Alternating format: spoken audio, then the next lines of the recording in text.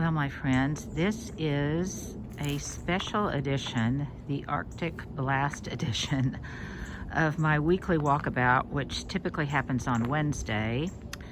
But quite frankly, it was just a little too icy yesterday. Now there's at least a little bit of snow on top of that ice, so I don't feel like I will slip and break my neck in giving you a little walkabout. So normally in Oklahoma City in February, our highs are in the 40s and 50s. And the forecast low for the coming week has us with low temperatures down to -8. Other nights it will get to like 3 or 0.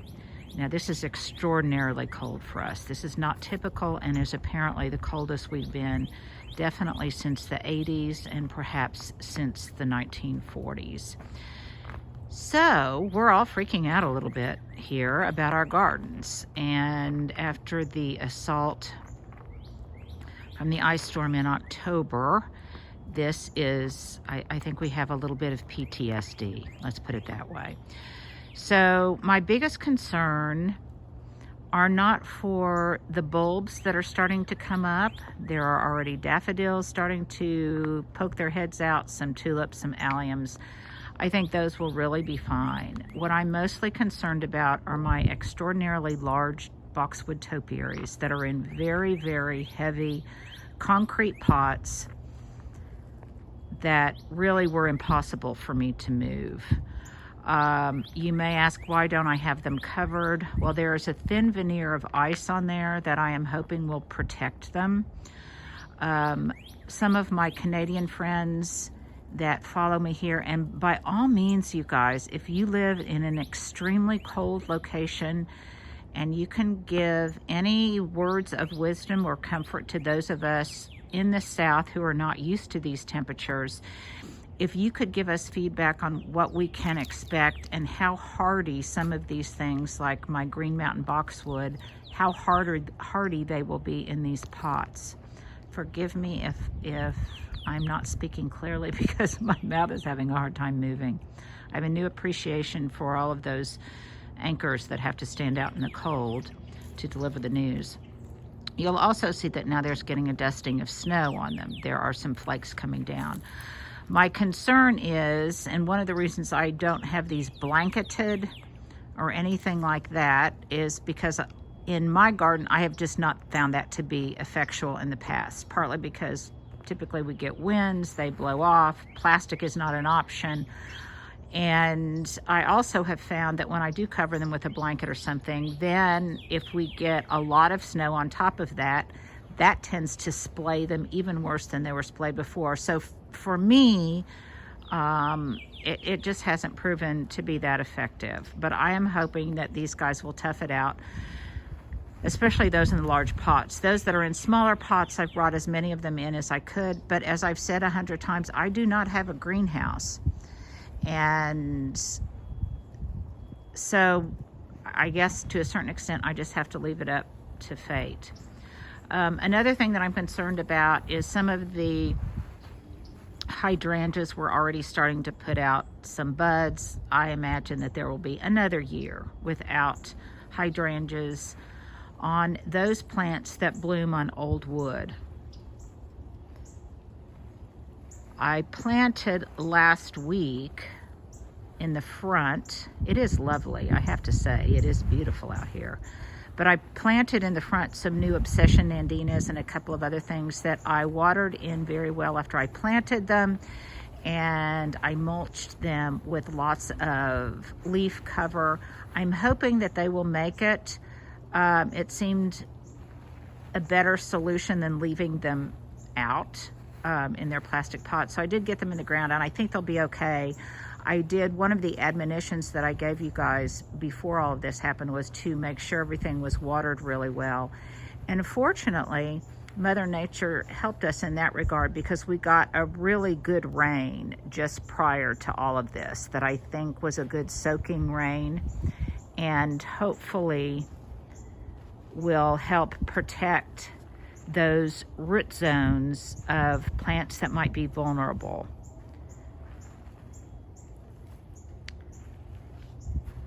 So I'm kind of in a wait and see mode for a lot of these things. I'm tempted to bring in one pot of something that can then thaw out, and I can see if it's still alive, but we'll just have to wait and see. I think some of these other blooming shrubs, the Dutsia, all of those, I think those are going to be fine because they had not set bud yet. And again, we have been getting pretty adequate moisture, and I watered in addition to that. You see some of those boxwood pots I had moved up against the fence, and all of them are mulched in gravel. A lot of these things, you guys, are just prohibitively heavy. I just can't really move them.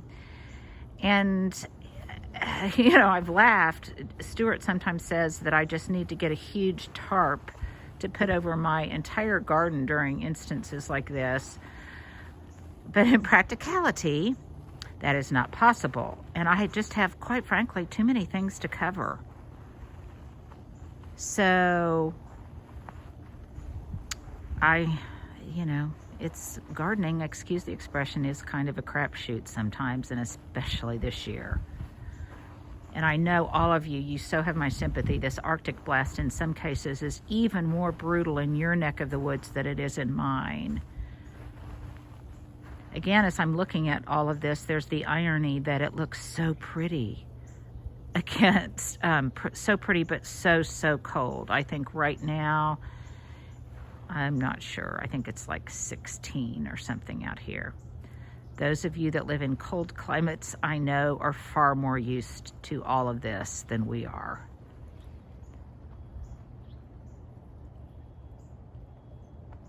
But we're learning. One thing about gardening on the prairie, and I think one of our biggest challenges, is just extremes of every kind. Extreme heat, extreme cold, extreme wet, extreme drought, and we fluctuate